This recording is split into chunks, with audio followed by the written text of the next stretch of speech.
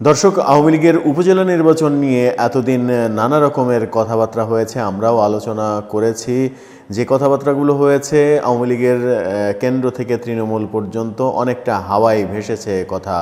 এবার হাওয়া থেকে সরাসরি সামনাসামনি চলে এসেছে, তর্কযুদ্ধে ব্যাপারটা উপনীত হয়েছে এবং আওয়ামী লীগের সর্বোচ্চ নীতি নির্ধারণী ফোরামের দ্বিতীয় নেতার সঙ্গে আওয়ামী লীগের সাবেক মন্ত্রীর বাগ বিতণ্ডার ঘটনা ঘটেছে।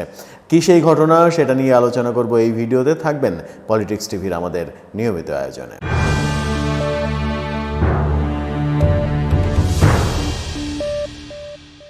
বলছিলাম, আওয়ামী লীগের উপজেলা নির্বাচন নিয়ে একেবারে লেজে গবরে অবস্থা। গতকালকেই আমরা বলেছি প্রায় 20টিরও বেশি উপজেলা চেয়ারম্যান আসনে আওয়ামী লীগের এমপি মন্ত্রীদের যে নিকটাত্মীয় তারা তাদের প্রার্থিতা প্রত্যাহার করেনি। প্রার্থিতা প্রত্যাহারের তারিখ অতিক্রম করে চলে গেছে।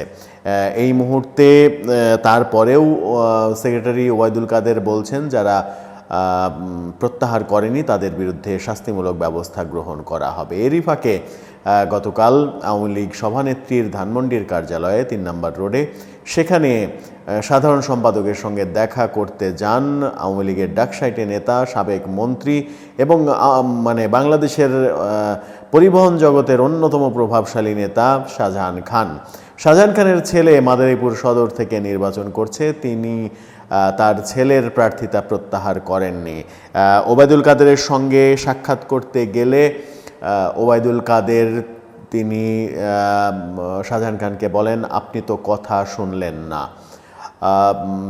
তখন শাহজাহান খান প্রথমে একটু নরম সুরে কথা বললেও পরবর্তীতে সেটা চরম উত্তেজনাকর বাকবিতণ্ডায় পরিণত হয় বলে বিভিন্ন সূত্র বলছে। শাহজাহান খান বলেছেন, রাজনীতির ধারাবাহিকতায় আমার ছেলে রাজনীতিতে এসেছে এবং নির্বাচন করছে, আর আপনার এই সিদ্ধান্ত আগে জানালে ভালো হতো, আপনার সিদ্ধান্ত জানাতে আপনি দেরি করেছেন।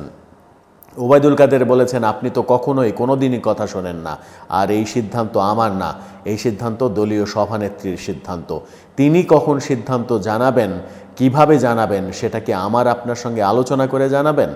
এই প্রশ্নের উত্তরে শাহজাহান খান তেমন কোনো সদুত্তর দিতে পারেননি। তখন তিনি বলেছেন, এটা আগে জানালে ভালো হতো, রাজনীতির ধারাবাহিকতায় তার ছেলে রাজনীতি করছে, উপজেলা নির্বাচনের প্রার্থী হয়েছে, আগে জানালে সিদ্ধান্ত নিতে ভালো হতো, এখন তার আর কোনো উপায় নেই।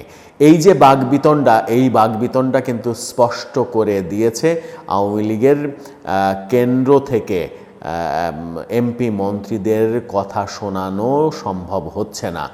শাহজাহান খানের মতো ডাকসাইটের নেতা সাধারণ সম্পাদকের সঙ্গে যখন তর্কে লিপ্ত হবেন, তখন খুব স্বাভাবিকভাবেই বোঝা যায় যে ব্যাপারটা কোথায় গিয়ে দাঁড়িয়েছে।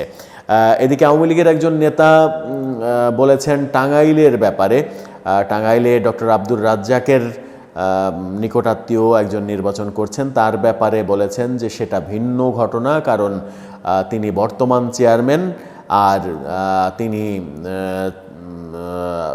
ডক্টর আব্দুর রাজ্জাকের পারিবারিক আত্মীয় নন, অর্থাৎ চাচাতো খালাতো ভাই।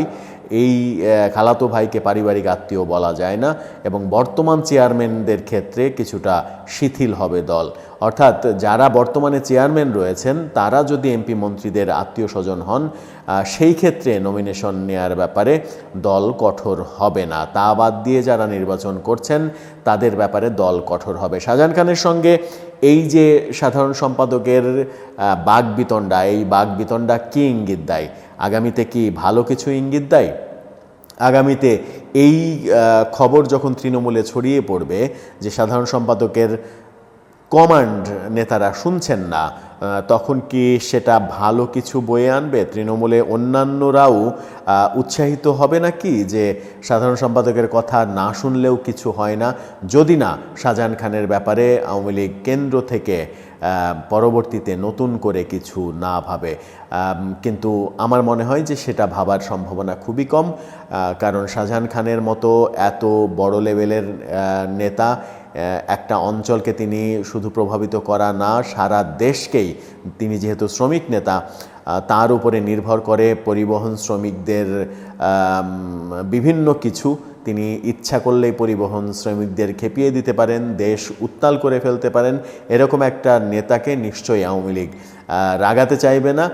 সেই কারণেই আমার মনে হয় যে আওয়ামী লীগ এক ধরনের সখ্যতাই শাহজাহান খানের সঙ্গে চালিয়ে যাবে।